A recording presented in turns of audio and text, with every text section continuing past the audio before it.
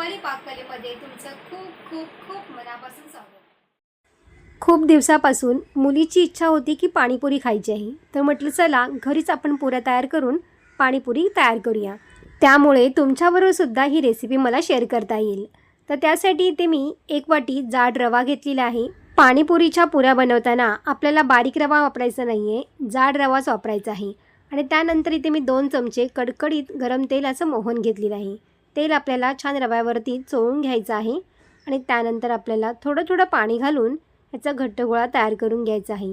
पण पीठ आपल्याला जास्त घट्ट देखील मळायचं नाही आहे, थोडंसं सैलच मळायचं आहे। अशा पद्धतीने तुम्ही घरी जर पाणीपुरी केल्यात ना, तर बाहेरून तुम्ही कधीच पाणीपुरी खाणार नाही, इतकी या पुऱ्या टेस्टी तयार होतात। तर आपल्याला अशा पद्धतीने हा गोळा मळून घ्यायचा आहे आणि आता हा गोळा आपल्याला थोडं 10 मिनिटासाठी रेस्टला ठेवून द्यायचा आहे। तर तुम्ही इथे बघू शकताय बघा, पीठ आपलं इथे मळून झालेलं आहे आणि त्यानंतर आपल्याला झाकण ठेवून याला 10 मिनिटासाठी साईडला ठेवून द्यायचं आहे। तर 10 मिनिटं इथे आपली झालेली आहेत आणि तुम्ही बघू शकताय बघा, रवा छान असा भिजला गेलेला आहे आणि थोडंसं पीठ आपलं इथे कडक झालेलं आहे। त्यासाठीच आपल्याला पीठ थोडं मळतानाच थोडंसं सैलसर मळायचं आहे। पुन्हा आपल्याला छान मळून घ्यायचं आहे आणि मळल्यानंतर आपल्याला छोटे छोटे गोळे करून आपल्या याच्या पुऱ्या तयार करून घ्यायच्या आहेत। तुम्हाला ज्या साईजच्या पुऱ्या हव्या असतील ना, त्या साईजमध्ये तुम्ही ह्याचे गोळे तयार करून घ्यायचे आहेत। तर सगळे गोळे इथे मी तयार करून घेतलेले आहेत आणि त्यानंतर इथे पुरी लाटून घ्यायची आहे। पुरी लाटताना आपलं कसलंही पीठ लावायचं नाही आहे, आपल्याला पुऱ्या अशाच लाटून घ्यायचं बघा। पुऱ्या लाटताना आपल्याला अगदी पातळ पुरी लाटायची आहे, जाड ठेवायची नाही आहे। जर तुम्ही पुरी जाड ठेवलीत तर तळताना त्या वरून छान तळल्या जातील, पण थोड्याच वेळात त्या नरम होतात। त्यामुळे आपल्याला पुरी छान पातळ लाटून घेतलेली आहे। तर तुम्ही ते बघू शकताय बघा, सगळ्या पुऱ्या मी अशाच पद्धतीने इथे लाटून घेणार आहे। थोड्याशा लांबट आकाराच्या मी इथे पुऱ्या तयार केलेल्या आहेत। तुम्हाला जर गोल आकारामध्ये पुऱ्या हव्या असतील तर तुम्ही गोलसुद्धा इथे करून घेऊ शकता। कढईमध्ये इथे मी तेल गरम करायला ठेवलेलं आहे। तेल छान गरम झाल्यावरती आपल्याला एक एक पुरी यामध्ये घालून घ्यायची आहे। पण पुरी तळताना आपल्याला जास्त कडक तेलसुद्धा नाही हवं आणि थोडंसं फक्त गरम झालेलं पाहिजे। आपल्याला छान कडकडीत गरम नसलं तरी चालेल, पण आपल्याला चांगलं गरम करून घ्यायचं आहे।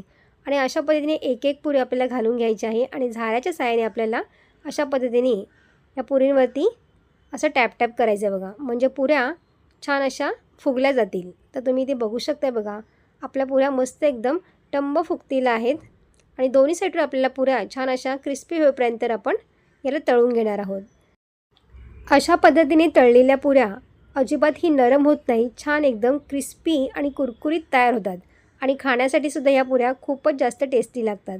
तर त्या गॅसची फ्लेम आपण इथे फास्ट केलेली आहे। त्यानंतर आपल्याला थोडंसं गोल्डन होईपर्यंत याला आपण फ्राय करून घेणार आहे। आता आपण याला काढून घ्यायचे आहे।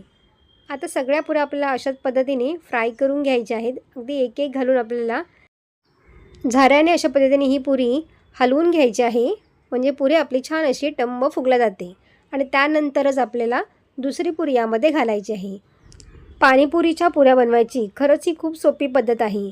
तुम्हीसुद्धा अशा पद्धतीने नक्की ट्राय करून बघा आणि अशा पद्धतीने केल्यावरती या पुऱ्या तुम्हीसुद्धा कधीही बाहेरून आणणार नाही किंवा पाणीपुरी बाहेरची खाणार नाही। मुलांना बेसळयुक्त पदार्थ खाऊ देण्यापेक्षा अशा पद्धतीने तुम्ही साध्या सोप्या पद्धतीने घरीच जर तयार केली ना, तर पाणीपुरीसुद्धा खायला खूप मजा येईल। तर अशा पद्धतीने प्रत्येक पुरी बघा कशा एकदम टम्म फुगतात आहेत। तर गोल्डन कलर होईपर्यंत छान सोनेरी रंग आल्यावरती आपल्याला या पुऱ्या काढून घ्यायच्या आहेत। नवरोबाला तर पाणीपुरी खूप आवडते आणि माझ्या मुलीला देखील, त्यामुळे मी अशा पद्धतीने पाणीपुरी ही नेहमीच घरी करत असते आणि पुऱ्यासुद्धा बनवणं आहे की नाही सोपं। त्यामुळे आता बाहेरची पाणीपुरी विसरा आणि घरीच तयार करा। तर अशा पद्धतीने मी सगळ्या पुऱ्या इथे तळून घेतलेल्या आहेत। माझ्या घरी तर महिन्यातून 1 वेळा तरी अशा पद्धतीने ह्या पुऱ्या मी नक्कीच करते आणि मस्तपैकी ठेल्यासारख्या पाणीपुरी मी घरीच तयार करते। आता बाहेर खातो तसं फील होण्यासाठी मी घरीच ठेला लावते आणि मस्तपैकी पाणीपुरी आपली इथे खाण्यासाठी तयार झालेली आहे। तर तुम्ही इथे बघू शकताय बघा, तिखट पाणीसुद्धा केलेलं आहे, गोड पाणीसुद्धा केलेलं आहे आणि त्याचबरोबर इथे मी बटाट्याचा रगडासुद्धा केलेला आहे। पुऱ्यांचा आवाजसुद्धा ऐकला ना, किती छान क्रिस्पी तयार झालेले आहेत। तर आपल्याला सगळं अशा पद्धतीने घालायचं आहे आणि मस्तपैकी एकदम तिखट पाणीपुरी याच्यामध्ये मिक्स केलेली आहे आणि तुम्ही बघू शकताय बघा, पाणीपुरी खाण्यासाठी ते तयार झालेली आहे। चला आम्ही तर ताव मारतो, तुम्हीसुद्धा अशा पद्धतीने नक्की करून बघा आणि व्हिडिओ आवडला असेल तर लाईक, शेअर आणि सबस्क्राईब करा। धन्यवाद।